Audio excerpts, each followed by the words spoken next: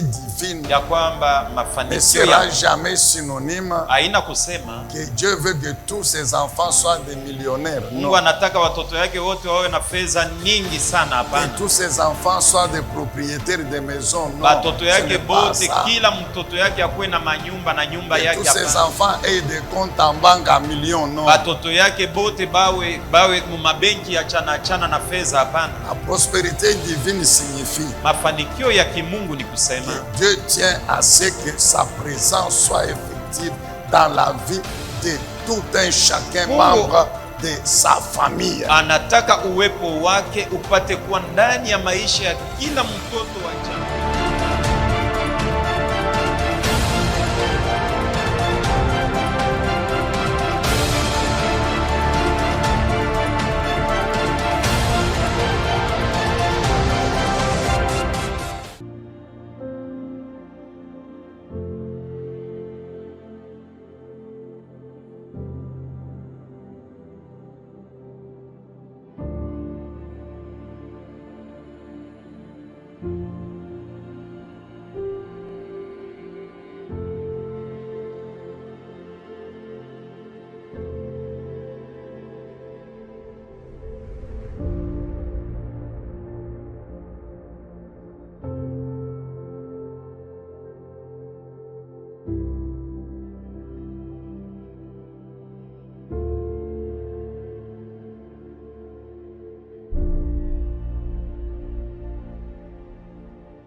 Soyez-vous, peuple de Dieu, Munaweza kuikala watu wa Mungu. que sa grâce ce matin encore surabonde dans votre vie. Neema yake Mungu ifuruke tena ya asubuhi maishani mwenu. Et que votre Dieu demeure toujours plus puissant et plus fort. Mungu wenu adumu na abaki paka wa uwezo na wa nguvu zaidi. Que tous vos ennemis qui continuent à s'attaquer à votre héritage, Na wadui wenu wote wanaendelea kushangilia urithi yenu. que Dieu soit loué, qu'il soit béni. Mungu abarikiwe, asifiwe. Genèse chapitre 14, Mwanzo sura ya 14. nous lisons de 18 à 20. Tutasoma kuanzia mstari wa 18 paka 12. Genèse 14, 18 à 20. Mwanzo 14 mstari wa 18 paka 12. Melchisedec, roi de Salem, qui était prêtre du Dieu Très-Haut, apporta du pain et du vin. Il bénit Abraham en ces termes. Béni soit Abraham par le Dieu Très-Haut, qui a formé le ciel et la terre. Béni soit aussi le Dieu Très-Haut, qui t'a donné la victoire sur tes ennemis. Et Abraham lui donna le 10e de tout le butin. Nous ajoutons à ce texte Tunaongeza kwa hiyo andiko Hébreux chapitre 7. Waebrania 7. Nous allons lire de 1 jusqu'à 10. Tutasoma kuanzia mstari wa kwanza paka 10. Ce Melchisedec, Hébreux 7, 1 à 10, ce Melchisedec était, selon les saintes écritures, roi de Salem et sacrificateur du Dieu Très-Haut. C'est lui qui a rencontré Abraham quand celui-ci revenait de sa victoire sur les rois et qu'il l'a béni. Et c'est à lui qu'Abraham a donné le 10e de tout son butin, ou bien l'a dit. Tout d'abord, le nom de Melchisedec signifie roi de justice. Ensuite, il est le roi de Salem, ce qui veut dire roi de paix. En outre, l'Écriture ne lui attribue ni père, ni mère, ni généalogie. Elle ne mentionne ni sa naissance, ni sa mort. Elle le rend ainsi semblable au Fils de Dieu et il demeure prêtre pour toujours. Elle ne mentionne ni sa naissance. D'autres versions disent clairement, Melchisedec n'a pas de commencement de jour, il n'a pas de fin de jour. Ufafanuzi mwingine nasema kama Melkisedeki asina wala na mwanzo ya maisha wala mwisho. Très bien. Alors nous continuons le verset 4. Considérez combien est grand celui auquel le patriarche Abraham donna la dîme du butin. Combien il est grand? Namna gani anakuwa mkubwa? Celui à qui Abraham donna la dîme. Ceux des fils de Lévi qui exercent le sacerdoce ont, d'après la loi, l'ordre de prélever la dîme sur le peuple, c'est-à-dire sur leurs frères, qui cependant sont issus des reins d'Abraham. Et lui, qui ne tirait pas d'eux son origine, il leva la dîme sur Abraham et il le bénit, celui qui avait les promesses. Or, c'est sans contredit l'inférieur qui est donc béni par le supérieur. Et ici, ceux qui perçoivent la dîme sont des hommes mortels. Mais là, c'est celui dont il est attesté qu'il est vivant. Et de plus, Lévi, qui perçoit la dîme, l'a payé, pour ainsi dire, par Abraham. Car il était encore dans les saints reins de son père lorsque Melchisédek alla au-devant d'Abraham. Est-ce qu'on peut acclamer la lecture de la parole de notre Dieu? Alléluia. Amen. Que Dieu soit loué, qu'il soit béni. Mungu asifiwe, Mungu abarikiwe. Alors nous continuons à parler sur les principes de la prospérité. Basi tunaendelea kusungumuza juu ya makanuni ya mafanikio wala maendeleo. Et particulièrement sur ces 4 principes de la prospérité matérielle et financière. Na kwa upekee juu ya makanuni ine hii ya maendeleo makuta hata mbitu. La prospérité qui fait partie de l'alliance de notre Dieu. Maendeleo inakuwa ndani ya agano ya Mungu wetu. Donc, qui fait partie de notre héritage de la part de l'Éternel, notre Dieu. Ni kusema inakuwa urithi yetu kutokea Yahweh. Alléluia. Amen. Nous n'oublierons jamais ce principe. Hata mara moja tusitasahau kanuni hii, qui est à la base de la richesse spirituelle, inayokuwa msingi ya mali ya kiroho, physique et matérielle du royaume de Dieu. ya bintu vya kuishi navyo kutoka mfalme wa Mungu. Ce principe, il est clair. Na hiyo kanuni inakuwa l'application des instructions, des lois, des ordonnances, des principes de notre Dieu. Kutumikisha maamri, makanuni, masheria, mafundisho ya Mungu wetu, qui sont contenus dans l'alliance. yenye kuwa ndani ya agano. L'application des principes, et cela c'est tous les jours. Na kutumikisha kwa makanuni ni kila siku ya maisha yetu. Ce qui permet de rejoindre l'autre principe selon lequel Na ile inatusaidia kama tuungane na ile anuni nyingine kufatana nayo, notre avenir maisha yetu ya kesho est conditionné, influencé iko yenye kuungana na kanunishwa par notre routine journalière. Wa tabia zowezo yetu ya kila siku. Tout ce que nous faisons chaque jour, et sur le plan spirituel, et sur le plan physique, matériel, etc., conditionne notre avenir. Maisha yetu ya kesho inambatana na bile biote tunakuwa tukunafanya kila siku ya maisha yetu ya kiroho wala hata makazi. En tant qu'enfant de Dieu, Kama watoto wa Mungu, nos actions de tous les jours, nos actions de tous les jours, matendo yetu ya kila siku, surtout en ce qui concerne les actions spirituelles, kabisa kabisa ile natazamia matendo ambayo tunayofanya, elles sont influencées, elles sont inspirées inavuviwa na inasukumwa par la parole de Dieu et par le Saint-Esprit. kupitia neno la Mungu na Roho Mtakatifu. Et le Saint-Esprit, en nous conduisant dans ces actions spirituelles, Na Roho Mtakatifu wakazi anatongoza katika hiyo matendo ya kiroho, il ne le fait pas au hasard.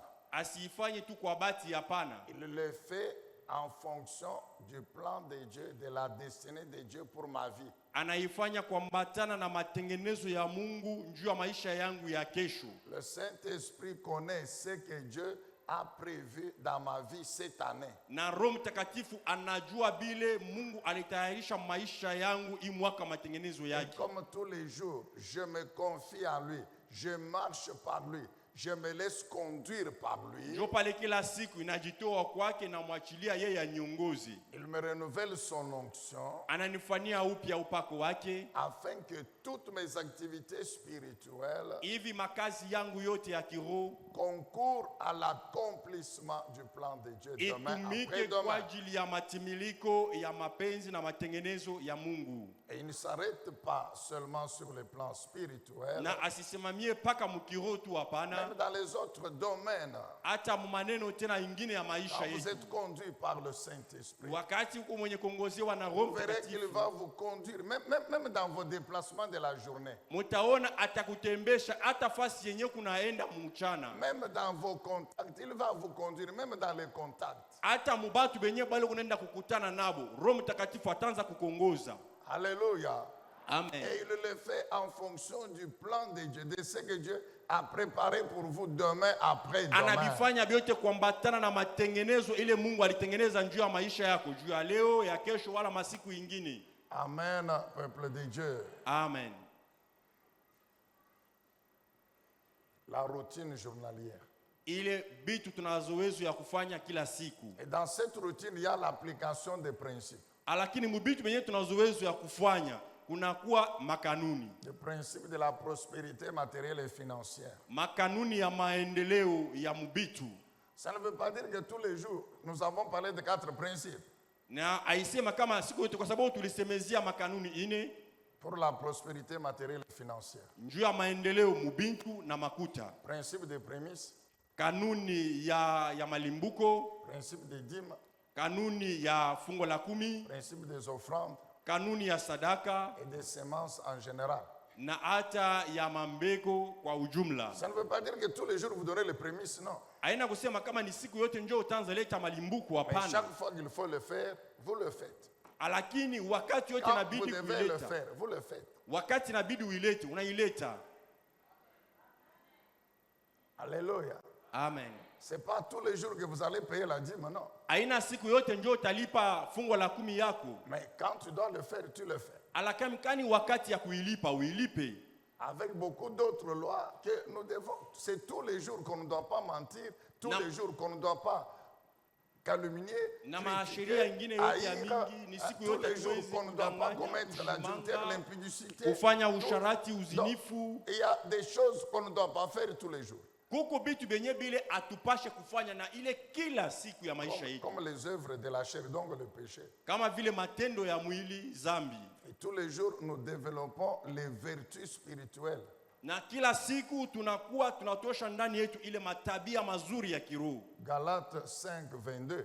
Wagalatia 5:22. L'amour, la joie, l'amour de Dieu, du prochain, la Mapendo joie, ya la Mungu, paix, ya furaha, mapendo ya la jirani, générosité ou la bienfaisance, kugawanya, wema, la douceur, upole, la maîtrise de soi, kujishika la mwenyewe, patience, la persévérance. uvumilivu, Toutes ces kudumu. 9 vertus, Ni kusema hiyo matabia 9 tous les jours, nous les développons. kila siku tunakuwa tunaionesha ndani Et yetu. c'est elles qui remplacent les œuvres de la chair dans nos vies. Ni yayo njo inakomboa matendo ya mwili maishani mwetu. Maintenant, concernant les principes liés à la prospérité matérielle et financière, Sasa kwa ile netazamia makanuni ya maendeleo mubintu na makuta, les prémices, on le donne une fois par mois, une fois par période. En fait, le Saint-Esprit peut te conduire. Il y a des gens qui vous disent, papa, moi, Dieu m'a dit que tous les 3 mois, tous les 6 mois, je donne une offrande de prémices. malimbuko Il obéit à unaweza kuifanya wakati mwa fulani, mwezi wa kwanza wala miezi 3. Kwa wetu wengine ananifuata naambia, baba, mie Mungu ananihakikisha kama kila miezi 3 inabidi nilete malimbuko yangu. Alléluia. Amina. Les dîmes, c'est chaque fois qu'on a quelque chose, on paye. Na chekumi ni kila siku, wakati unapata kitu fulani unapasha kuleta chekumi yako. Les offrandes, chaque fois que nous venons au temple, Sadaka ni kila siku tunayokuwa kuhekalu, à moins que nous n'ayons rien. sijapokuwa Mais tuko na si kitu. j'ai encore quelque chose, je prélève l'offrande, j'amène. Lakini kama ndugu na kitu, Alléluia. minabeba mo sadaka, minaleta. Amen, peuple de Dieu. Amen. Que Dieu soit loué, que Dieu soit béni. Amen. L'application des principes de notre Dieu Kutumikisha makanuni ya Mungu wetu enrichit nos vies spirituellement, physiquement et matériellement. inatajirisha maisha yetu mkiroho, mubitu, mumakuta.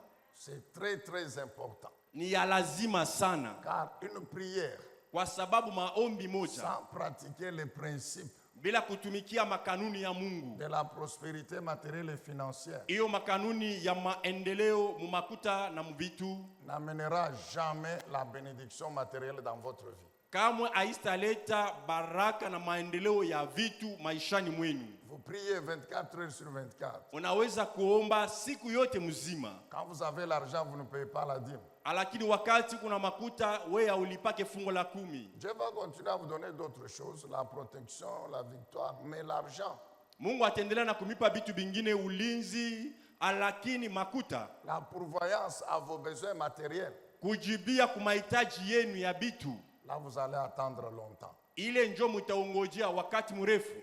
Dieu a établi les principes pour notre bénédiction. Mungu aliweka hiyo makanuni njuu ya baraka yetu, Soyons suffisamment humbles na tuwe kabisa kabisa wanyenyekevu pour les pratiquer, les appliquer. njuu ya kuitumikia na kuitenda, Et il finira par nous bénir dans tous les domaines. na itafikia mkutubariki mkila upana na mambo yote ya maisha yetu. Alléluia. Amen. Alors nous continuons avec les dîmes. Basi tunaendelea na fungo la En 10. fait, la sémence de la dîme, Na mbeko ya fungo la 10 nous l'avons définie comme étant la première dixième partie de tout revenu ou des produits des champs, de l'élevage, etc. tulifafanusha kama inakuwa sehemu moja chini ya 10 ya mshahara yetu wala vitu ambayo tunavuna. Il faut ajouter Yakwanza aussi. La première dixième partie. Ya kwanza fungo la 10 C'est la première dépense njo makuta ya kwanza kutosha, lorsque je reçois l'argent. wakati napokea makuta yangu, Lorsque j'élève les poules, wakati minavuka bankuku yangu, soit j'attends quand j'aurai vendu, wala minaongojea wakati Soit- tabazisha, je prends les 10%, wala minabeba fungo la 10 je donne comme dîme.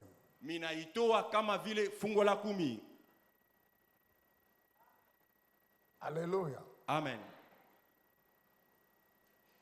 C'est mieux. Ni mzuri, Ceux qui le font, c'est mieux. wale wanaifanya ni mzuri kabisa. Parce que souvent, qu'est-ce qui arrive? Ok, je donnerai la dîme après avoir vendu les 100 poulets. Na kila mara nini nafikaka mitaleta fungo la 10 yangu wakati mitazisha bankuku yangu bote, Et puis il y a une partie que les gens vont prendre sans payer directement. na kuku sangine sehemu moja yenyewe watu wanaweza wanabeba kwa ndeni abaripe. Il y a des gens qui sont tombés en faillite, Kuku batu wengine balichumba, qui sont partis avec les poissons salés à Kinshasa, à Mbujimayi ou je ne sais où. anenda na bitoyo yake kama Kumbujumai, kama ni Kishasa tujue wapi. Les gens se sont précipités sur les bitoyos, tout ça. Batu banalukia pa bitoyo, Ils ont mangé, ils ont oublié. banakuria na banasabu. Quand maintenant, lui vient réclamer la dette, vous voyez quelqu'un qui a déjà mangé, c'est fini, il a oublié. Les bitoyos n'existent plus. Même dans le ventre, il n'y en a plus. Unaona, wakati sasa yanaanza kwa kutafuta ndeni yake, bantu basha kuria basha kubisabwa byote, Ils sont tombés en faillite. na unaona mtu anachomba tu vile. Alléluia. Amen. Spirituellement, Kwa kiroho la dîme demeure, fungo la 10 inadumu, inabaki. premièrement, Ya kwanza, le deuxième principe de la bénédiction financière. kanuni ya pili ya baraka ya makuta, Le deuxième principe spirituel de kanuni ya la pili ya kiroho prospérité matérielle et financière. ya maendeleo mubintu na mumakuta. Deuxièmement, Na ya pili, la dîme, c'est un sacrifice sacré fungo la 10 inakuwa ni sadaka takatifu que Dieu lui-même a déterminé, ile Mungu mwenyewe alipanga, qui fait partie des choses saintes qui appartiennent à Dieu. inakuwa katikati ya bitu takatifu vile binakuwa byake mwenyewe Mungu. La dîme est un sacrifice sacré qui appartient à Dieu. C'est Fungo la lui le 10 propriétaire. inakuwa ni sadaka takatifu, ile inakuwa ya Mungu njo mwenye nayo fungo la 10. C'est un impôt que nous payons à Dieu. inakuwa ni kodi ambayo tuko namlipa Mungu. Ce n'est pas une offrande ordinaire, non. Ce n'est pas une faveur que nous faisons à Dieu, non. Haina sadaka sama sadaka yote, wala ya kusema tuko namfansia Mungu fadhili wala tunamsaidia, hapana, haiko vile. La dîme appartient à Dieu. Fungo la 10 ni ya Mungu. C'est Dieu qui est le propriétaire. Elle lui appartient. Mungu njo anakuwa mwenye nayo. Fungo la 10 ni yake. C'est pourquoi c'est pourquoi on parle de payer la dîme. Njo pale beku nasema njuu ya kulipa fungo la 10. Parce que quand on parle de donner la dîme, il y a derrière donc une notion là de volontariat. Non, non, la dîme, ce n'est pas question de volonté si je veux payer ou pas, non. La dîme, je dois la payer. Je dois la payer. Tout homme doit payer. Inaonekana kama nyume inakuwa sa mapenzi ya mtu. Hapana, haiko mapenzi yako. Tout enfant de Dieu, membre de son royaume, doit payer la dîme. Kila mtoto wa Mungu, mambe wa mutawala wa Mungu anapaswa kulipa fungu la 10 yake. Il n'y a pas d'explication. Hakuna mambo ya kusema mie hivi. Non. Mungu toa, hapana. Kila mtu anapaswa kuilipa. Dieu dit, ça m'appartient, c'est à moi. Mungu anasema ni yangu mie. Sacrifice sacré. Zabiu sadaka. C'est pourquoi ceux qui ne payent pas la dîme, njo pale wenyewe walipe fungo la 10 qui ne inakuwa payent pas. Vous savez, lorsque tu as la dette de quelqu'un unajua wakati kuna ndeni ya mtu aulipe et que tu ne payes pas, na aulipe ile il est en droit de t'amener à la justice. Anakuwa na haki ya kukubambisha ule mtu. Et quand tu arrives là, la justice va te condamner. Na wakati unafika kule kuhukumu, anaweza kukuhukumu. C'est pourquoi Dieu aussi condamne ceux qui lui volent. Voler. Pale Mungu naye eko na hukumu wenyewe wanamuiba. C'est voler Dieu. On va lire encore aujourd'hui. Kukatala kulipa fungo la 10 ni kuiba. Tutaisoma tena leo. La dîme, c'est la dîme. Il n'y a pas de fungo la 10 ni fungo la 10. Il n'y a pas de dîme. Donc, non, la dîme, c'est la dîme. Fungo la 10 ni fungo la 10. Ce qui n'est pas la dîme n'est pas la dîme. Na ile haiko fungo la 10, haiko fungo la 10. C'est la première 10e partie. Inakuwa ni sehemu ya kwanza chini ya 10 la première dépense. Inakuwa ni makuta ya kwanza yenye unatosha mu makuta yako, mshahara yako. Je vous ai toujours donné cet exemple. Tu as $200. Mina mipaka kila wakati mfano hii uko na $200. Première dépense c'est $20. Ya kwanza unapasha kutosha ni $20, fungo la 10. Mais si na hivi tu commences unaanza le loyer, nyumba, la farine, bunga, le minerval, masomo ya batoto, les dettes $10, $5 par-ci par-là. Mandeni ile unaweza kuwa nayo. Tu restes maintenant avec $50. Sasa unabakia na $50. Et puis tu viens ici, tu demandes l'enveloppe, tu prends 5, tu mets dedans. Na unakuwa sasa hivi kama siku ya Mungu njoo unabeba mule 50 unabeba mo $5. Ce n'est pas la dîme. C'est pas la dîme. Ile aina hata kidogo ya karibia na fungo ya 10. Dieu ne va pas l'accepter. Na Mungu ashitaichika parce que tu ne l'as pas mis à sa place. Kwa sababu akuiweke pafasi yayo. C'est comme ça que beaucoup d'entre nous font. Njo vile wengi katikati yetu wewe unafanya. Ça il se dit donc si je paye $20 non mais si je fais d'abord les dépenses, maintenant je reste avec $20, je prends maintenant $2. Yote anabeba mo sasa ile nabakia kidogo njoo anawa kulipa fungo la 10. Tu te détruis toi-même mon frère. Ndugu kuna jaribu wewe mwenyewe. Tu te détruis toi-même ma sœur. Dada huko na jaribu wewe mwenyewe. Nous allons prier, Seigneur, reçois les dîmes, tout ça. Tutaomba Bwana upokee fungo la 10 na wote wasema amina. Le Saint-Esprit ne va pas exaucer cette prière dans ta vie. Asitajibu kwa hiyo maombi maisha yako.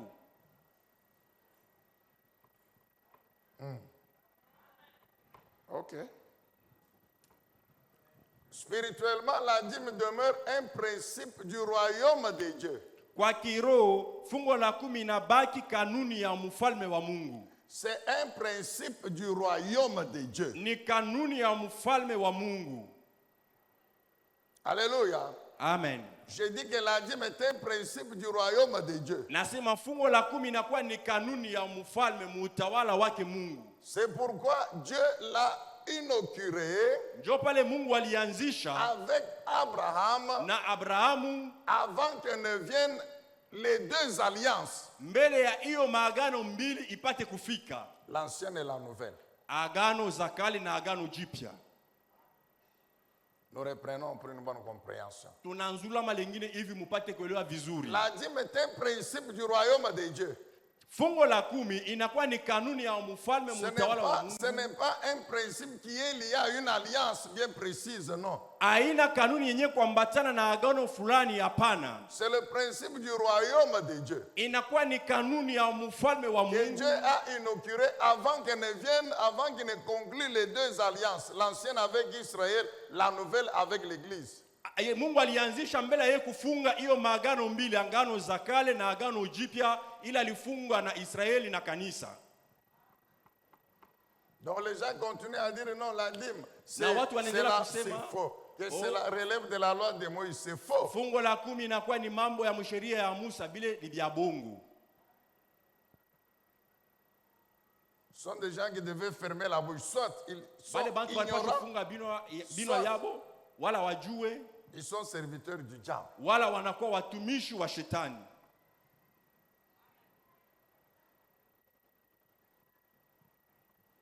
Alléluia. Amen. Si vous lisez Romains chapitre 4, kama mnasoma wa Roma 4 de 16 à 17. Kuanzia 16 17. Romains 4 16 à 17. Wa Roma 4 kuanzia mstari wa 16 mpaka 17. Sous l'inspiration du Saint-Esprit. Wenye kuvuviwa na Roho Mtakatifu. L'apôtre Paul, il parle de l'héritage. Mtume Paulo anasemezea juu ya urithi. Et il précise bien l'héritage du monde. Alléluia. Na anaweka kistari, anasema kama urithi ya dunia hii. C'est merveilleux, bien-aimé. Inakuwa mzuri kabisa mpendwa. L'héritage que notre Dieu nous a destiné. Urithi ambao ile Mungu wetu alitutengenezea shie. Romains 4 révèle que ça comprend le monde entier. Donc tout ce qu'il y a dans le monde. Wa Roma 4 inasemezea kama inatazamia dunia mzima, ni kusema yote inakuwa mdunia hii. Et il dit que c'est par la foi et non par la loi. Na anasema ni kwa imani, hapana kwa sheria. Que l'héritage du monde, njo ile urithi ya dunia, Dieu l'a promis à Abraham et à sa postérité. Mungu alimwajia yo Abraham na kizazi yake. L'héritage du monde entier. Ni kusema urithi ya dunia mzima. Dieu l'a promis à Abraham et à sa descendance. Mungu alimulaka yo Abraham na kizazi yake. Non pas sur base de la loi, mais sur base mwenye de kuegemea la foi. sheria, lakini mwenye kujengewa juu ya imani. Parce qu'Abraham a cru à l'Éternel. La loi de Moïse n'était pas. Moïse lui-même n'était même pas. Abraham alimwamini Yawe, akukue hata sheria ya Musa, na Musa mwenyewe alikuwa bado asiazalika hata kuzalika. Alléluia. Amina. Héritage du monde. L'Éternel promet à Abraham, à sa descendance. Urithi ya dunia mzima Mungu anamlaka Abrahamu na kizazi yake. Maintenant, la Bible ajoute ceci. Sasa Biblia inaongeza hivi. Concernant la postérité. Juu ya kizazi yake, uzao yake. La première, c'est celle qui était effectivement sous la loi de Moïse. Ya kwanza kizazi yake ilikuwa ni ile ilikuwa chini ya sheria ya Musa. C'est-à-dire le peuple d'Israël. Ni kusema watoto wa Israeli. Et c'est là qu'il y a eu l'ancienne alliance. Njo kule kulitokea agano za kale. Alléluia. Amen. C'est ainsi que quand Dieu a conclu l'ancienne alliance avec le peuple d'Israël, pale Mungu alifunga agano za kale na taifa ya Israeli, le principe du royaume, le principe de la dîme, qui est le principe du royaume, a été confirmé. Inakuwa kanuni ya mfalme wa Mungu, Mungu alihakikisha tena. Maintenant, après Dieu conclut une nouvelle alliance. Sasa nyuma ya pale Mungu anafunga tena agano zingine, agano jipya. Avec la postérité, na uzao wala kizazi, qui n'est pas physique, non. Ile haiko ya mwili hapana. Elle est spirituelle. Lakini kile kizazi kinakuwa kizazi ya kiroho. La Bible la qualifie de la postérité qui a la foi d'Abraham, c'est-à-dire qui a cru en Dieu, comme Abraham l'a fait sans avoir vu ce Dieu-là. Inaita kile kizazi kia imani, ni kusema kia wale walimwamini Mungu bila kumuona. Toi et moi, nous n'avons jamais vu Jésus comme ça. Mie na wewe atuyamonaka Yesu hivi na macho yetu abumutu. Et il n'y a que les Juifs à l'époque, pendant seulement 30 ans, qui l'ont vu. Paka Wayuda wa mwakati yake kadiri tu ya miaka 33 jo walimuona hivi. Mais dès qu'il est monté, lakini wakati alipanda naenda les mbinguni, apôtres ont commencé maintenant à le prêcher. wa mitume walianza sasa kumhubiri, Et c'est là qu'il fallait croire à lui sans l'avoir vu la foi. na pale La libidi même sasa fois kumwamini Abraham. bila kumuona, na ile ililombesha imani. Et c'est pour cela que dans la nouvelle alliance, Ndio pale katika agano jipya la dîme a été maintenue. chekumi tena balirudishamo. Alléluia. Amen. Principe du royaume. Kanuni ya mtawala Et Dieu mfalme a wa Mungu. inauguré avec Abraham. Ile Mungu alianza na Abrahamu. Nous l'avons lu dans Genèse 14. Tulisoma katika Mwanzo 14. À qui Abraham remet la dîme? Ni nani ule Abrahamu aliupa fungo ya 10 yake? Il remet la dîme à ce personnage mystérieux Kwa huyu mtu mwenyewe anakuwa siri na mfumbu, qui n'a ni commencement de jour ni fin de jour. La ula Bible siko dit wala que- na mwanzo wala mwisho wa masiku. Ensuite, son nom signifie roi de justice, roi de paix. Na tena jina lake maana yayo mfalme wa haki na mfalme wa salama. Il n'a ni père, ni mère, ni commencement de jour, ni fin de jour. Asina wala na baba wala mama wala mwanzo ya maisha wala mwisho wa maisha. Et le Saint-Esprit revient Na Roho Mtakatifu anarudilia dans pale la nouvelle alliance. katika agano Nous jipya. l'avons lu dans l'épître aux Hébreux. Tulisoma katika Waebrania Pour révéler juu ya kufununia que ce Melchisédek ya kama ule Melkisedeki n'est rien d'autre que le représentant asikuwa mtu mwingine ijapokuwa tu authentique de Jésus. msimamizi mwenye anastahili wa Yesu Kristu. Alléluia.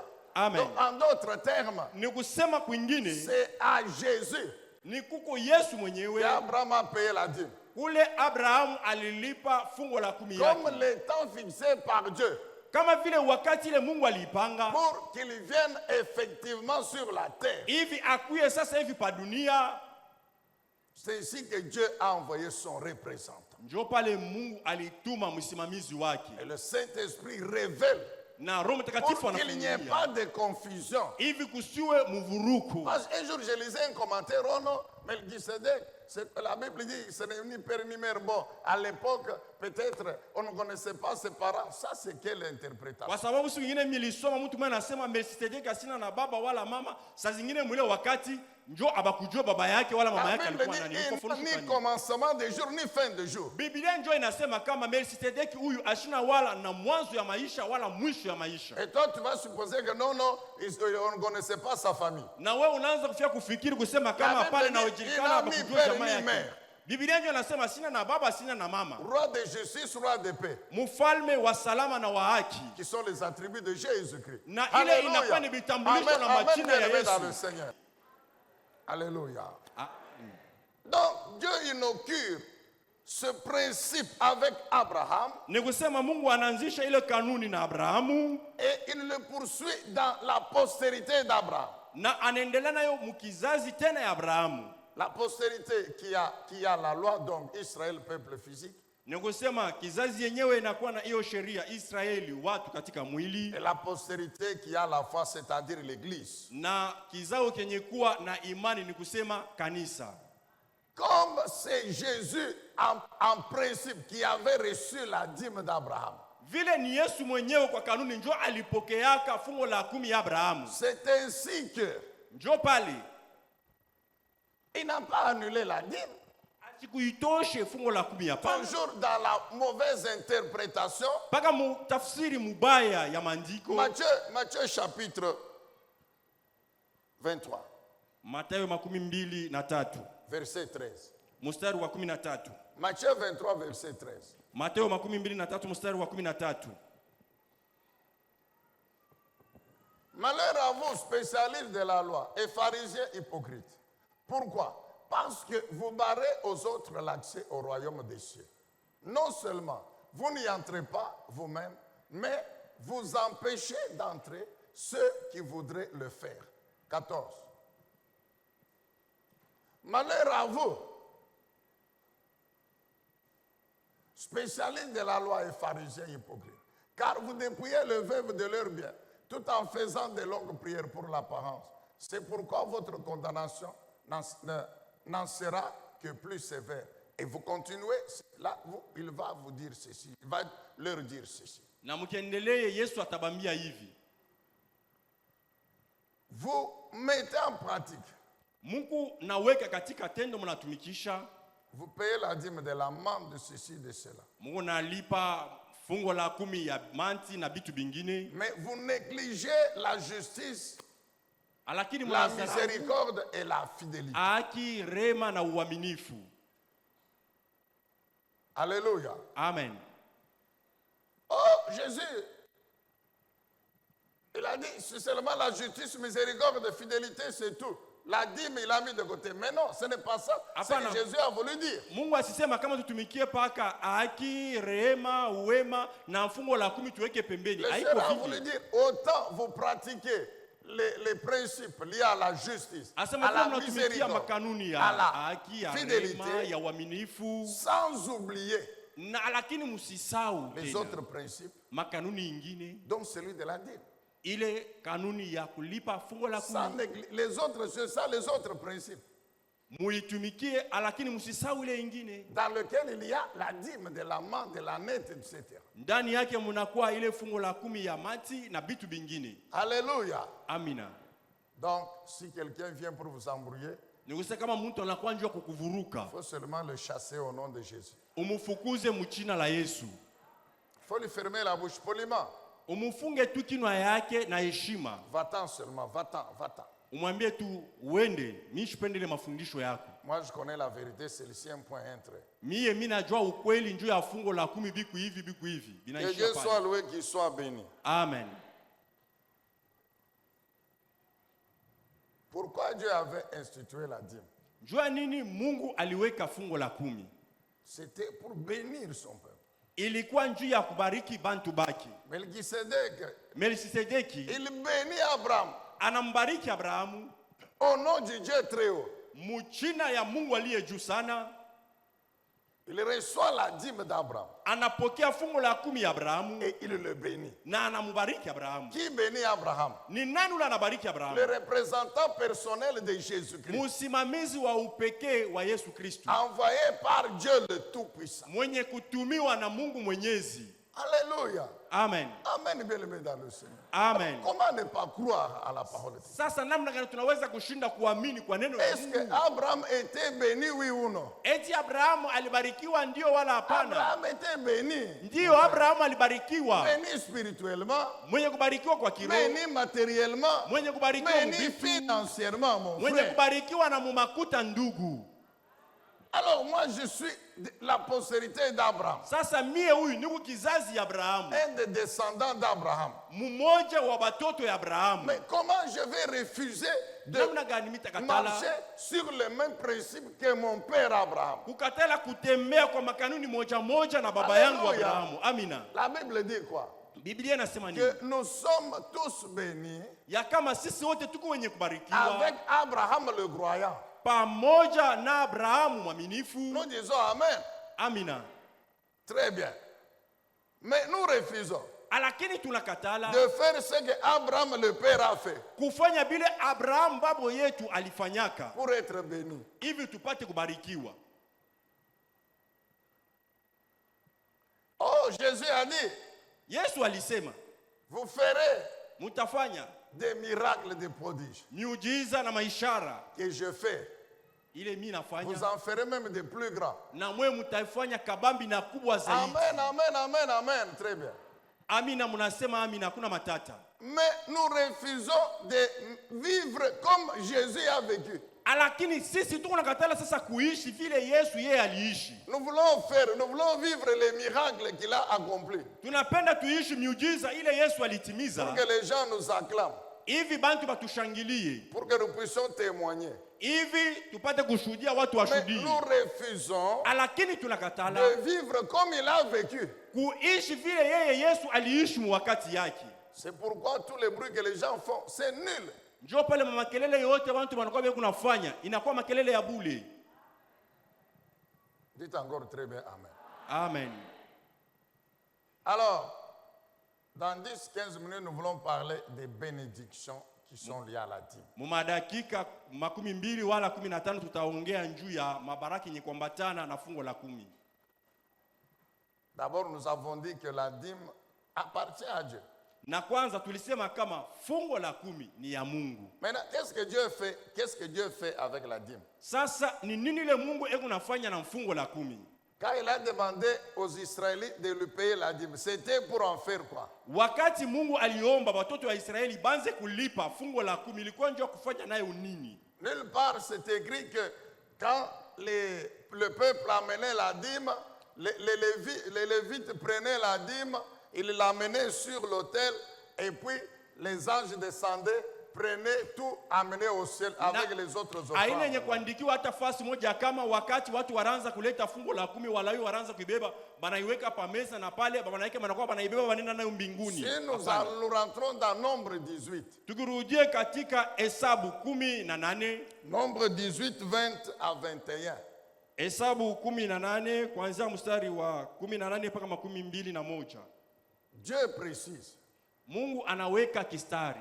Il dit que la dîme Anasema kama fungo la 10 que vous me payez, ile Mungu ananilipa mie Mungu. moi aussi c'est avec ça que je paye les fils de Lévi. Na mie Mungu ni ile fungo ya 10 njoo kunalipa watoto ya Walawi. C'est bien marqué les fils de Lévi. Na nene kuandikiwa mzuri ya kama batoto ya Walawi. Parce que moi Dieu, Kwa sababu mie Mungu je les ai destinés à travailler dans mon sanctuaire nilibaita batumike kuhekalu yangu depuis le désert.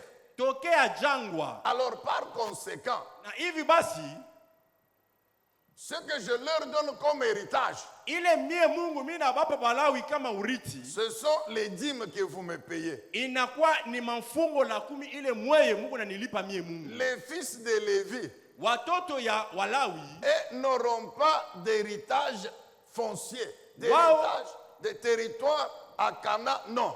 wao abestakuwa na urithi ya kusema eko na bulongo fashi fulani wala fashi yabo ya kulima hakuna. Ce qui fait quand vous regardez beaucoup de cartes là où il y a la délimitation de tous les territoires des 12 fils de Jacob, vous ne trouverez pas la tribu de Lévi. Wakati mnaangalia makarte namna gani basha kupanga ile bizazi 12 ya Yakobo, amustaona katikati yabo fasi ile batoto ya Walawi nao balikuwa na sehemu yabo. Dieu l'avait dit. Kwa sababu Mungu alisema à Moïse et à Josué, et non. Kwa Musa na Joshua mwere hapana. L'héritage que je leur donne, c'est moi-même. Et moi-même, je leur donne quoi? Je leur donne toutes les dîmes qui me seront payées. Urithi yenyewe mimi nawapa ni mimi mwenyewe. Na ile urithi ni nini? Ni mafungo la 10 ile Et wewe mtanilipa. les fils de Lévi, Na watoto ya Walawi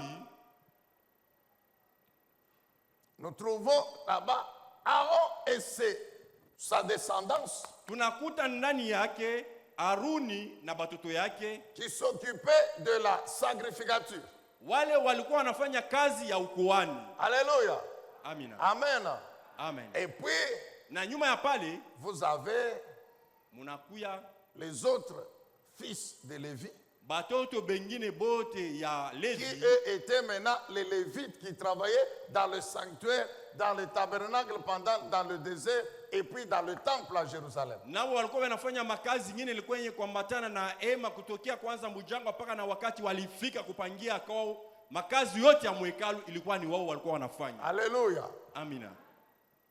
Maintenant, dans la nouvelle alliance, Sasa ndani ya agano jipya la dîme a été maintenue.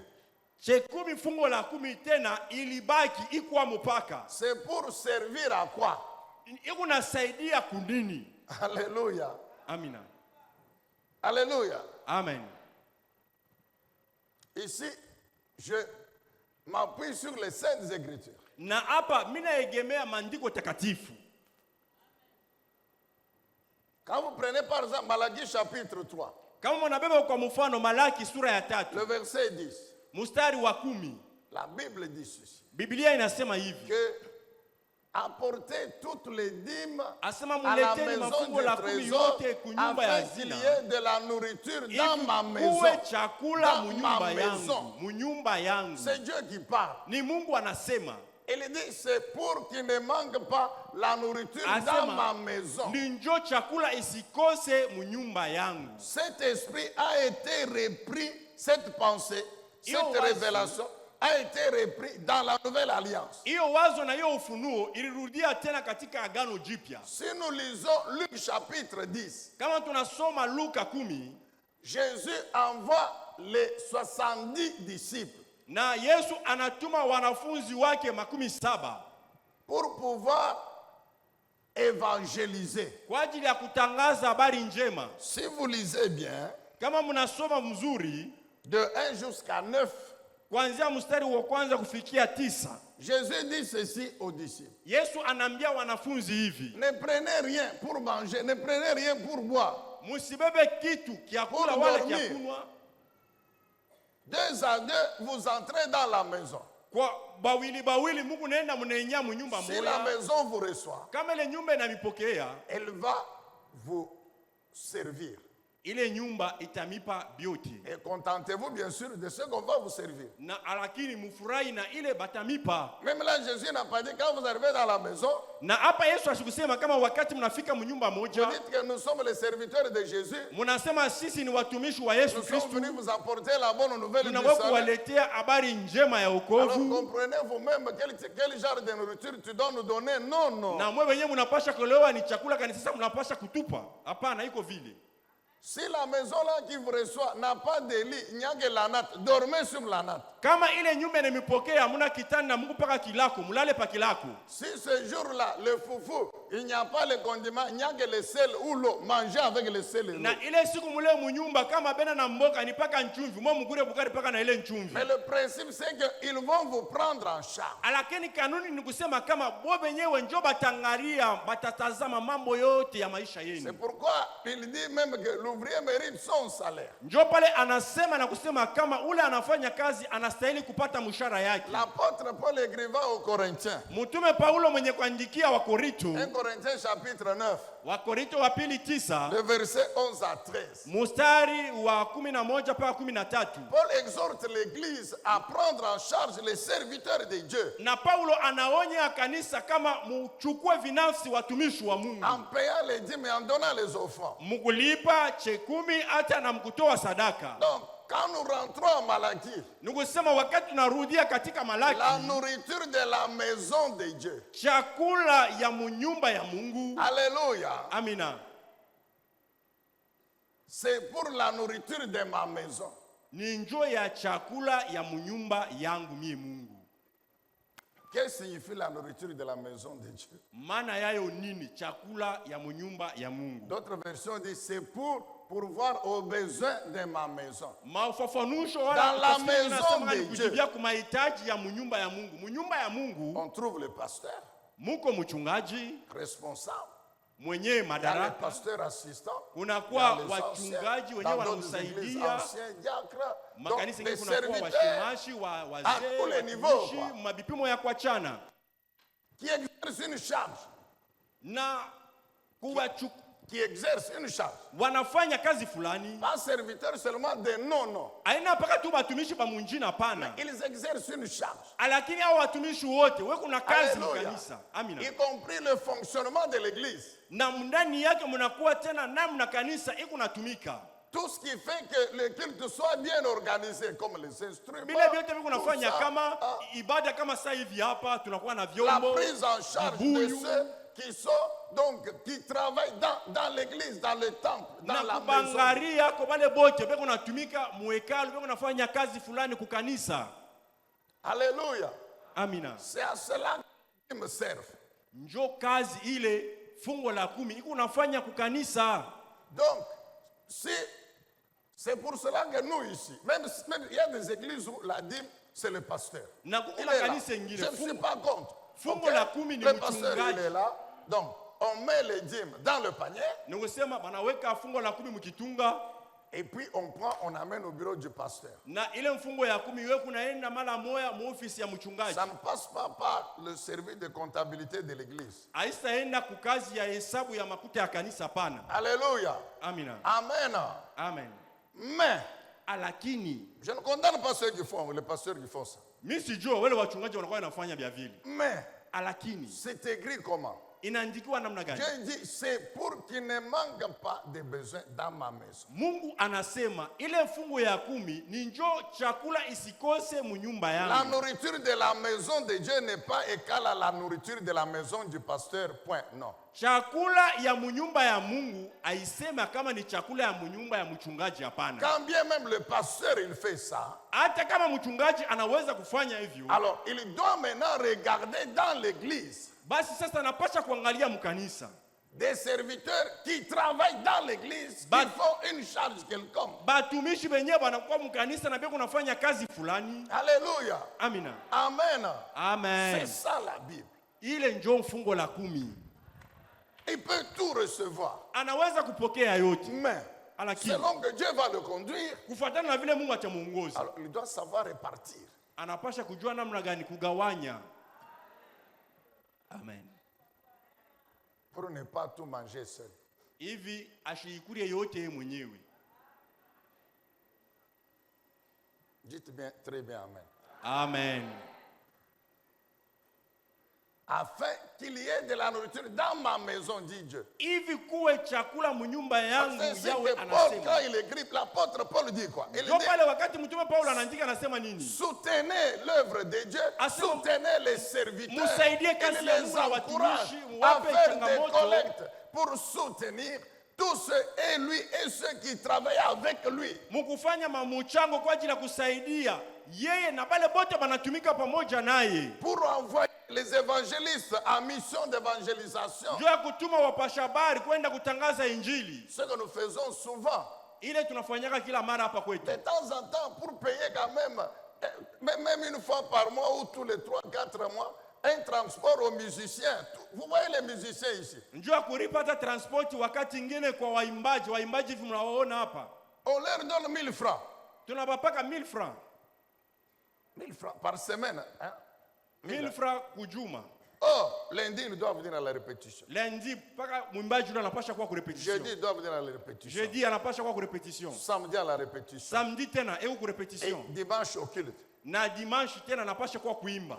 Aujourd'hui, je crois qu'il y a certaines courses de moto, ce n'est même pas 1000 francs. Na leo mimi nazania kupanda tu moto ya 1000 francs ina ko tena. Alléluia, dites bien amen. Amen. Donc si on avait les moyens, pourquoi on leur donne 1000? Parce qu'il n'y a pas d'argent. Njoni tuko na bapa 1000 francs. Ni njoo makuta ina ko tunakosa manamna. Mais si on avait les moyens, Lakini kama tulikuwa na manamna, donc on calcule. Lundi, jeudi, samedi, dimanche, autant. tunaangalia siku fulani paka na siku ya Mungu. Tunabapa makuta mwingi fulani. Ceux qui ont les bons les domestiques savent combien ils donnent chaque jour à leur bon de transport. Bale banakuwa na batu ba makazi kuma milango banajua banabapaka makuta ngapi kila siku. Alléluia. Ya transport. C'est pourquoi de temps en temps j'appelle Paulin, il monte dans mon bureau, je dis prends les 1 million ici, vous allez ajouter aux 1000 francs qu'on vous donne à la caisse. Njoo pale wakati ingine mimi namuita ndugu Polana sama mubebe ko ibwingi, muongeze kwa ile 1000 francs bana mipaka kule kuhesabu. Parfois je dis, nous disons à papa Sélé, écoute, fais parce qu'il nous toujours ceux qui passent ici pour modérer, pour prêcher. Allez, tu nous donnes pour le mois combien? Et puis après, on leur donne quand même 20 000, 30 000, 50 000 de transport. Est-ce que c'est mauvais? Njoo pale wakati ingine tutaweza kumwambia baba Sele kwa wale wote wako napita hapa wanafanya list wanawapa yako bwingi fulani. Eti tunafanya mubaya. Alléluia. C'est ce que Paul dit. Njoo ile Paulo eko nasema. Alors est-ce qu'on peut acclamer Jésus? Tumushangilie Yesu. Les bénédictions assorties des dîmes. Mabaraka yenye kuambatana wala mabaraka yenye kunatoka kufunga. Nous lisons Malachie chapitre 3. Tuseme Malaki 3 6 jusqu'à 12. 6 mpaka 12. 6, on commence par 6. Tutaanza na mstari ya 6.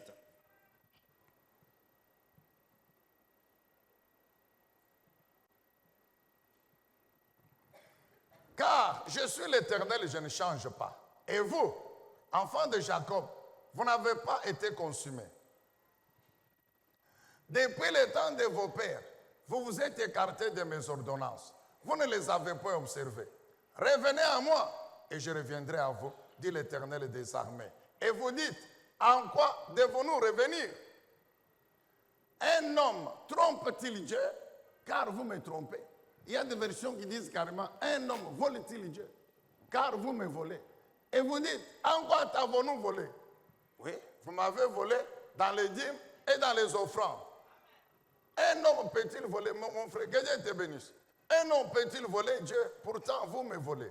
Et puis, vous demandez, en quoi t'avons-nous donc volé? Vous me volez sur les dîmes et sur les offrandes.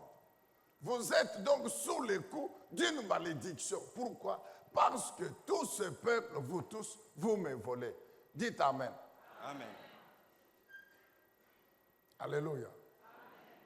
Apportez donc vos dîmes dans leur totalité au trésor du temple pour qu'il y ait des vivres dans ma demeure. Alléluia. Amen. De cette façon-là, mettez-moi à l'épreuve, déclare l'Éternel, le Seigneur des armées célestes. Alors vous verrez bien si, de mon côté, je n'ouvre pas pour vous les écluses des cieux et ne vous comble pas avec surabondance de ma bénédiction. Avec surabondance. Verset 11. Pour vous, je menacerai l'insecte qui dévore. Il ne détruira plus les produits de vos terres. Et vos vignes dans vos campagnes ne manqueront plus de donner leurs fruits. Déclare l'Éternel, le Seigneur des armées célestes. Et puis 12, et tout le peuple vous diront bienheureux, vous diront bénis, car vous serez un pays de délices, une terre de bénédiction, déclare l'Éternel, le Seigneur des armées célestes. Amen. Maintenant, si vous allez au chapitre 1er, Sasa mukiende musura ya kwanza, Dieu est en train d'expliquer comment son peuple le volait. Mungu eko nafasiria namna gani taifa yake ilikuwa kimuiba. Malachie chapitre 1, Malaki sura ya kwanza, notez 6 à 8. mwandike mstari wa 6 mpaka 8. Malachie 1, 6 à 8. Malaki sura ya kwanza mstari wa 6 mpaka 8. Et puis 12 à 13. Na tena kuanzia mstari wa 12 13. Dieu est en train de montrer comment son peuple le volait. Mungu eko naonesha namna gani taifa ilikuwa inamuiba. Il dit, vous souillez mon autel Asema munachafusha mali takatifu en yangu. amenant comme offrande des bêtes chétives. Na Mungu naleta kama sadaka tubanyama twenye kuchuwika. Des bêtes aveugles. Munaleta banyama babipofu. Des bêtes malades. Banyama benye banakuwa beko na gonjwa. Vous laissez les plus grosses Munabeba wale banyama banene. pour vous. Munabacha njuu yenu. Maintenant pour moi, Sasa njuu yangu. vous amenez ce qui est chétif, ce qui est malade, ce qui est boiteux. Munabaleta bale bakushauka bale banakuwa babilema. Ce qui n'a pas de valeur devant vous-même. Vous-même, vous-même. Bienye bila abina hata na bei, abina na faida hata kumacho yenu mwe benyewe. C'est ce que vous apportez comme sacrifice sur mon autel. Mungu naleta kama zabibu kwa madhabahu yangu. Dieu est allé jusqu'à dire ceci. Prends-la. Mungu alifika na mkipimo ya kusema hivi, Et amène-la chez ton gouverneur. uibebe paka ule nyama ule mbebe umpeleke kwa liwali wako. S'il va te recevoir, Kama atakupokea nayo, tu prends seulement une bête là, boiteuse là, chétive, kambouche, que kupale. unabeba paka kambushi kakilema, kabaya.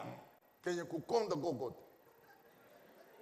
Et puis tu amènes au gouvernorat, tu dis au protocole que je suis venu offrir comme cadeau au gouverneur. Le protocole va te laisser passer. Unaenda kwa liwali kule unaambia sema Rien. huyu mimi na Seulement liwali. le protocole seulement. Na wako kumletea liwali huyu mbuju. Anakuangalia tunasema ashinako. Dieu dit, mais vous m'apportez à moi. Mungu anasema Mungu ananiletea vya vile mie. Vous me méprisez.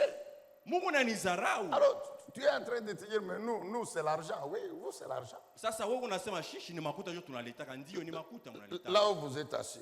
Pale Mungu benye kuikala. Vous savez combien vous avez amené à Dieu comme offrande. Wewe mwenyewe unajua ni ngapi ulitengeneza njoo kumtoea Mungu leo.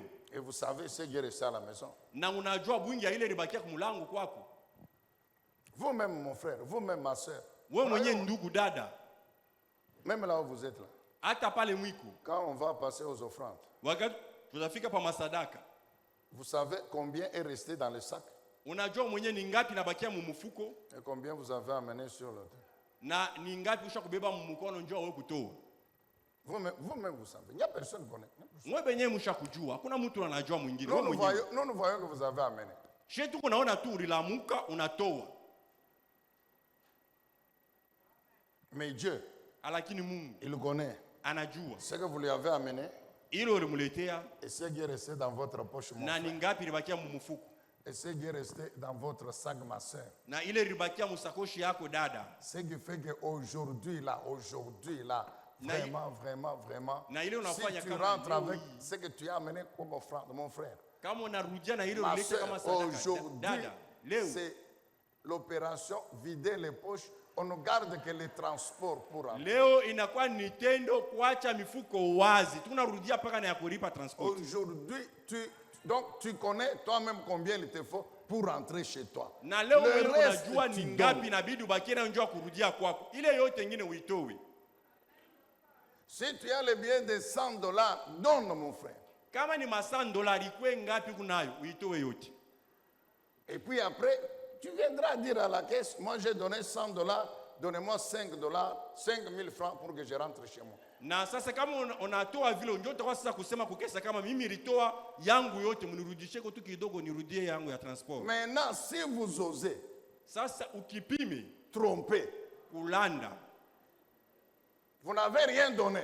akulete kintu, Mais vous montez et dire non, j'ai Unapanda- donné $50, j'ai donné 20 000 francs, donnez-moi 2 000. Alors que vous n'avez pas donné les 20 000. Mon frère, je dis ceci, Dieu dit, vous me trompez, Mungu anasema je vous maudis. Mungu ananidanganya Dieu na dit mie ça. Mungu miko na milani. Mungu Dieu ndio dit, anasema. vous me volez, Mungu anasema, alors Mungu moi aussi, ananiba. je vais vous frapper par Na la mie malédiction. Mungu miti amepika kwa laana. Craignons Dieu, mon frère. Il y a des gens qui ne Tumogope craignent Mungu pas ndugu. Dieu. Kuku bengine abamongopake Qui Mungu. croient que c'est dans la maison de Dieu qu'il faut venir pour voler. Na beko naona kama ni mnyumba ya Mungu njoo mule inabidi kuwa kuiba. C'est ainsi que les sœurs se promènent maintenant avec les sacs partout. Njoo vile badada beko natembea sasa na masakoshi yabo fashi yote. Elle ne peut pas laisser là où elle est assise. Ashiwezi kuacha sakoshi yake pala asha kukala atenge kwa Que ce kidogo. soit quand elle vient aux offrandes ou quand elle sort pour les besoins, mais elle doit, elle, toujours avec les sacs, parce qu'elle ne sait pas Utabaona qui hata est wakati anakuwa qui njoo est kulipa assis à sadaka côté yake. d'elle. Wala kwenda kumgongo Dans pale. l'église. Beko najunguruka shujua ni nani asha kuikala kupembeni. Na mkanisa bya vile. Ce qu'un homme aura semé, Bile mutu atapanda, il le moissonnera. atabivuna. Alléluia. Amen. Alors, nous rentrons chez Malachie 3 pour terminer. Sasa Dieu tunarudia dit Malaki quoi? 3 njoo kumaliza. Quand Mungu anasema nini? vous apportez les dîmes en totalité. Wakati Et Mungu puis, analeta la dîme en fungu la totalité, 10 stahili. la dîme en totalité, je vous ai expliqué ce que c'est. Fungu yenye Eh, kueneana mimi mfasiria ni nini? Le principe du paiement de la dîme, hein, Kanuni ya kulipa fungu la 10 c'est un principe qu'il faut, je vous ai dit, chaque fois qu'il faut le faire. ni inakuwa ni kanuni ambayo kila mara inabidi kuifanya. Ce n'est pas que janvier j'ai payé, Haina mambo ya kusema mimi février j'ai payé. mwezi ya kwanza ya pili mimi nilipa. Non, c'est moi je ne paye pas. Hii mwezi wewe mwenyewe tena unaangalia vile milipa ya kwanza ya pili, mwezi ya tatu mimi sitalipa fungu la 10. La bénédiction en surabondance. Baraka ile ya utele ya C'est-à-dire kufurika. une bénédiction qui fait que, donc, il n'y aura plus de besoins. La bénédiction, elle est toujours là Ni pour kusema baraka ile satisfaire les kunafanya kama besoins. hakuna tena hitaji, ni kusema yo iko kwako paka njoo kujibia kwa mahitaji Et yako yote. conditionné par la régularité, mon frère. Inambatana na kutoa kwa fungu la 10 kila Par la wakati kila saa. régularité. Mkulipa kila Ce n'est wakati. pas qu'au mois inabidi. de janvier j'ai payé. Haina mwezi ya kwanza nilipa fungu ya Ou 10. bien tu dis, ok, cette année, 6 mois, je donne à Dieu sa dîme, 6 mois je bouffe. Wala unasema mwaka hii mimi nitalipa fungu la 10 miezi 6 na hii nyingine nabakia ni yangu. Hapana. Le jour que tu ne payes pas la dîme, alors que tu dois la payer, Siku ile aulipe fungu ya 10 wakati ile unapasha kuilipa. tu as annulé les effets bénéfiques des dîmes précédentes, mon frère. Unaondosha na matendo na mabaraka ya mafungo ya 10 yote yenyewe ulilipaka mbele. La dîme est une semence. Fungo la 10 inakuwa ni mbego. La dîme est une semence. Fungo la 10 ni mbego. Qui a déjà planté une graine d'arachide aujourd'hui et demain il vient arracher les. Ni nani ule asha kupandaka kwa napanga mbego fulani ya mboga fulani na kesho yake wala paka pale pale anaanza kuvuna. Qui a déjà planté un noyau d'avocatier et puis même 6 mois après il vient pour qu'on commence à accueillir les avocats. Ni nani ule asha kupandaka kwa Musa ya maavoka na mwezi mmoja yule anaanza kuvuna maavoka. La semence prend un temps pour produire le fruit, c'est la même chose. Mbego inakaraka na wakati njoo kwanza kuzala matunda njoo vile vile. Maintenant, pendant que la première semence, la semence antérieure, est en train de travailler, de croître, Dieu est en train de travailler. Wakati Toi, mbego ya kwanza tu kuna komala kuna stoppes. ota, Tu Mungu arrêtes de anatumika. payer la dîme. Wewe Très unaacha bien. sasa kwanza Car kulipa fungo la si 10. tu ne payes pas la dîme, tu pêches contre Dieu. Ndugu, kama ulipe fungo lako ya 10 uko unafanya dhambi kwa macho ya Mungu. Mungu. Le non-paiement de la dîme, c'est non-application de la loi de Dieu. Kukatala kulipa fungo ya 10 ni kukatala kutumikia kanuni C'est ya comme Mungu. si tu dis, ok, cette année, j'ai vécu dans la Ni kama vile sanctification. milisema ya kama hii mwezi militengeneza hivi. Maintenant, à partir de 2025, en tout cas 2025, c'est fini. Je vais d'abord pécher. Après toute l'année 2024, j'ai été saint correct. Alors cette année, je vais quand même... Hii mwaka hii mimi sitalipa fungo yangu ya 10 kwa sababu ile mwaka ingine mililipa. Haiko vile. Non, je suis en train de... Écoute, je dis ceci. Tu dis que cette année, Unasema mwaka hii j'ai marché dans la sanctification. nilitembea mutakaso 2024. mu mwaka wa Maintenant, nous 2024. arrivons en 2025. Tu dis Hapa après tuko mu tout. 2025. D'ailleurs, l'année passée, j'étais au culte. Je n'ai pas manqué un seul culte de dimanche. Ile Je n'ai mwaka pas manqué ilipita un seul culte de vendredi. nilikuwa kuibada, J'étais fidèle à ma femme. nisikupuse ibada, J'étais fidèle à ma femme. nilikuwa Ok. mwaminifu. Très bien. Cette année, Sasa hii mwaka tu commences à pécher. njoo unasema hii mwaka mbele niishi kumbele Et muzambi na tu dis mimi. non, non, après tout, de toute façon, Dieu va continuer à considérer ma sanctification en 2024. Munamna yote Mungu Non, ataanza mon frère. kuona paka ile utakaso yangu ya mu 2024 hapana biko vile. Dès que tu pêches, tu annules la communion avec Dieu. Kama unafanya dhambi unaondosha ushirika wako na Mungu. Et si Dieu est en train d'agir, il arrête, mon frère. Na kama Mungu alikuwa kwanza kutenda ndugu maisha yako paka pale anaacha. Donc, les bénédictions là que Dieu nous donne en payant la dîme, Baraka ile Mungu anakaka natupa wakati tuko nalipa fungo la 10. elles sont liées au principe de la Iko yenye régularité. kuambatana na kanuni ya kulipa fungo ya 10 kila siku wakati inabidi uilipe. Alléluia. Amina. Au principe de la régularité. Kwa ile kanuni ya kulipa mfungo ya 10 wakati yote nastahili uilipe. Et quand vous examinez en détail, Na wakati unachunguza kwa uketo na kwa namna vous nastahili allez vous rendre compte mtajionea que ce que Dieu nous donne en retour comme moisson de dîmes, ile Mungu anaturudishiaka kama mavuno ya fungo la 10 c'est de loin. Donc Dieu fait des choses ni kubwa kabisa, inakuwa mbali kabisa qu'aucune somme d'argent ne peut faire. na Mungu yuko nafanya bintu maisha yetu wenyewe, ile hakuna hata bwingi moya makuti anaweza kufanya. Oui, mon frère. Ndiyo ndugu, C'est pourquoi Dieu dit, je menacerai le dévoreur. ndio pale Mungu anasema kama ule mwenye kuamakia na ule C'est-à-dire anaribu toute anapepeta. puissance de Satan, des démons, des sorciers, Mawezo yote ya shetani ya bulozi des hommes, des femmes, ya banaume na banamuke qui vont se liquer pour te détruire. bale bataungana kwa ajili ya Détruire kuharibu maisha d'abord ta yako, vie. mu maisha yako. Moi, je vais les combattre. Mungu asema mie Mungu mitabakumanisha.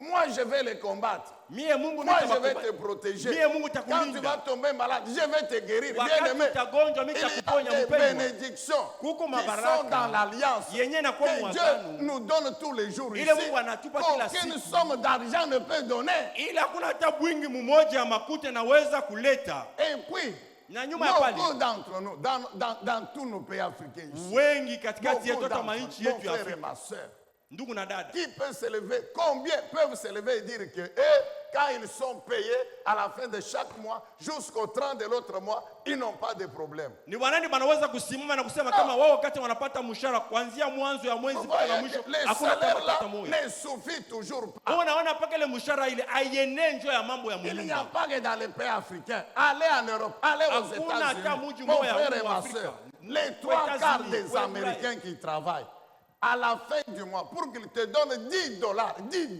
Mwende kwa Amerika, wale wa Amerika wewe natumika kule, njoo akupe hata $10 wakati banamulipa mshahara yake hivi, akupe $10.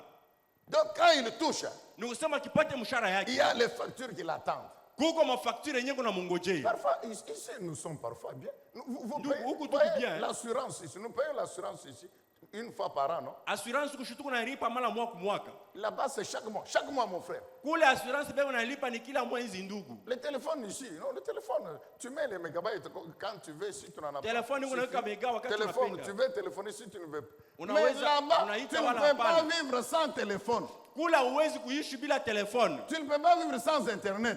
Kula uwezi kuishi bila internet. Et tu es obligé Na unapasha de t'abonner à une entreprise de télécommunications. kujabone kwa entreprise fulani ya abonnement, ya À la fin connexion. du mois, mon frère, dites bien Amen. Amen. Même là-bas, Acha kule. mais vous trouvez les frères qui rendent témoignage. Unaona que utashaba malgré le système ici, ijapokuwa mais matengenezo Dieu hii, fait toujours au-delà. Mungu kunafanya zaidi ya hiyo. Alléluia. Amen. Mon frère, Ndugu, Dieu fait toujours au-delà, non? Mungu shalaka anafanya paka bya kutupitia na shibe nyewe. Dieu fait toujours au-delà, oui ou non? Ni ndio wala hapana? Donc, le même jour là qu'on paye les salaires, mettez-vous debout. Siku moja moja nyenye Le wanakulipa. même jour là qu'on paye les salaires, Siku moja moja nyenye wanakulipa. l'homme, donc il arrive à la maison, donc triste. Unaona mtu banampa mshahara yake lakini anafika kumulango kuna Parce huzuni. que le salaire est déjà fini. Kwa Dans sababu les mshahara dettes, yake dans ceci, shakwisha cela, tout ça. mumandeni mubingine. Mais vous vous rendez compte, mon frère et ma soeur? Lakini Mungu anajionea ndugu na dada. Non, de jour en jour, vous mangez. De jour en jour. Siku kwa siku Mungu nakula, siku kwa siku Mungu naishi. Vrai ou faux? Ni bya kweli wala bya bongo?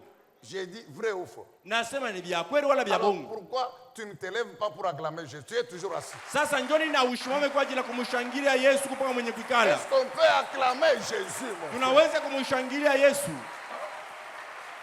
Est-ce qu'on peut acclamer? On va louer un peu Dieu pendant 3 minutes. Un cantique de louange là-bas. Est-ce qu'on peut acclamer notre Dieu? Tunaweza kushangilia Mungu wetu. Est-ce qu'on peut acclamer Jésus, le Dieu Tout-Puissant? Tunaweza kumshangilia Yesu, Mungu wa uwezo. Alors nous le louons pendant 2 minutes avec les musiciens avant de terminer le culte.